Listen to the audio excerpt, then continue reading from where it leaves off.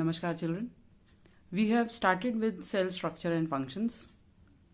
We have discussed the basic structure of a cell and also that organisms are classified on the basis of number of cells in their bodies in terms of unicellular and multicellular organisms. Today we are going to continue with the topic and we will discuss that how cells are there in different shapes and sizes and how their shape is related to their function. Also, as the chapter proceeds, we are going to discuss the different components or different parts of the cell in detail. Different shapes of cells. Cells are of different shapes according to their functions. For example, the first case that we are considering is of a muscle cell. Muscle cells are spindle shaped. Spindle shaped means pointed at both ends. This particular shape helps these cells for easy contraction and relaxation. That is what is the primary function of muscles.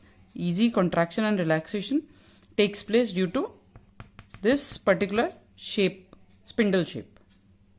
The next example that we are considering is of red blood cells. They are round in shape and they don't have a nucleus. This particular shape helps them to easily pass through the blood vessels. At times, they are also referred to as disc-shaped cells.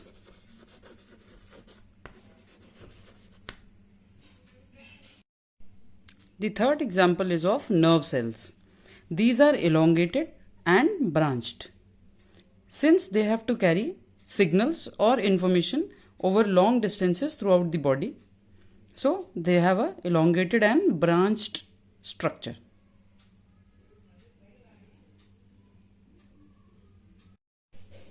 Different sizes of cells.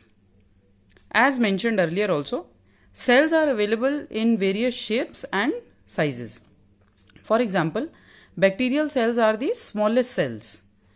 Their size varies from 0.1 micrometer to 0.5 micrometer. What do we mean by micrometer? Micrometer means 10 raised to the power minus 6 meter. Or if I write in decimal form, it would mean 0.000001 meter. So that small is the size of a bacterial cell.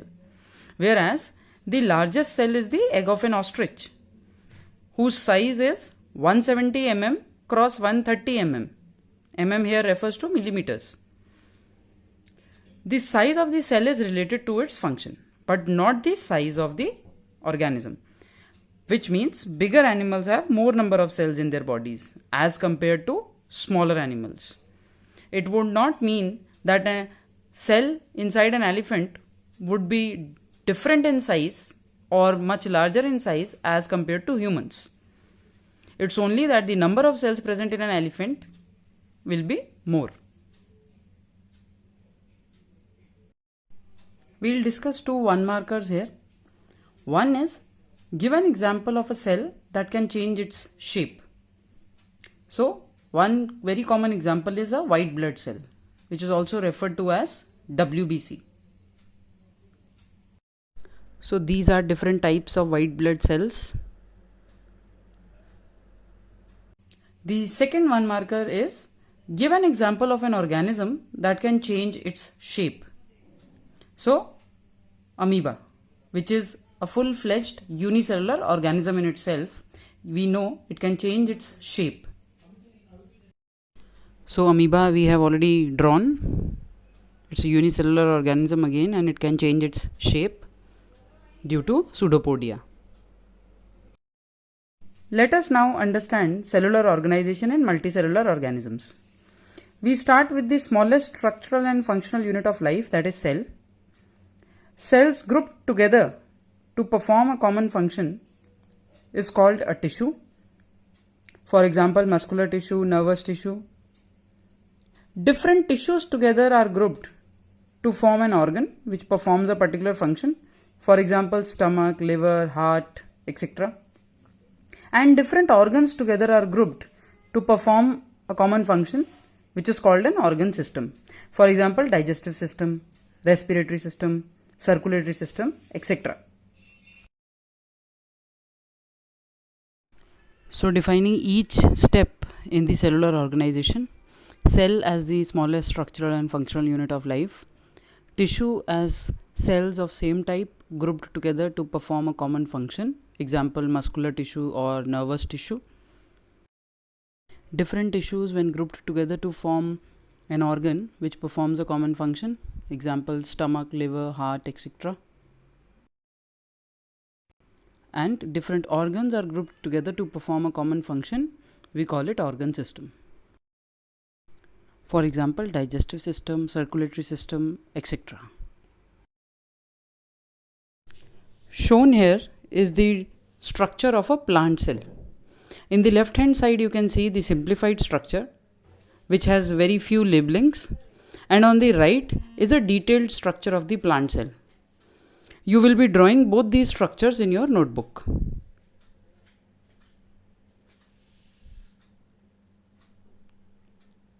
Also, we will be discussing the structure of an animal cell.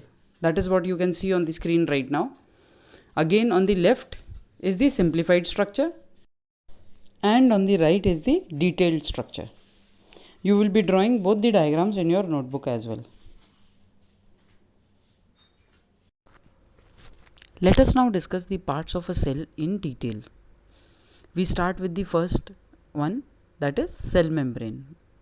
It is also known as plasma membrane. In this, we will be discussing the composition, location and functions of this part of a cell, that is the cell membrane. A part, the composition of the cell membrane. Cell membrane is made up of proteins and lipid molecules. Lipid molecules for now you can understand as fat molecules. It forms the outer boundary of all the cells. So that is where it is located. It is the outer boundary of the cells. And part C discusses the functions of the cell membrane. The first and the foremost function is that it gives shape to the cell. Secondly, it provides protection to the cell. And third, it allows only selected materials to pass through it. That is the reason why it is also called selectively permeable membrane.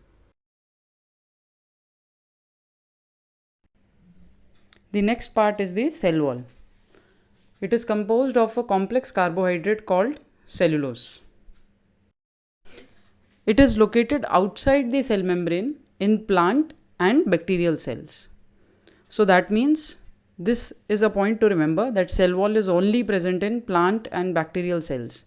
It won't be present in animal cells. The reason behind this we will be discussing as the topic proceeds.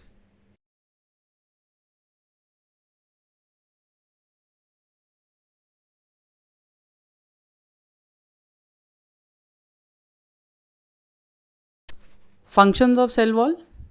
The first primary function is it provides additional protection to plant cells as plants cannot move to safe places. Also, it's a fully permeable membrane, which means that it allows all materials to pass through it. Next important part of the cell that we are going to discuss is cytoplasm. Cytoplasm is composed of water, sugars and proteins. This jelly-like substance is present inside the cell between the nucleus and the cell membrane.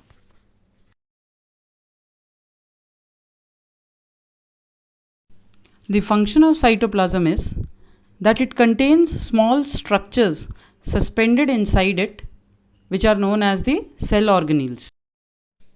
For example, mitochondria, Golgi bodies, vacuole, etc.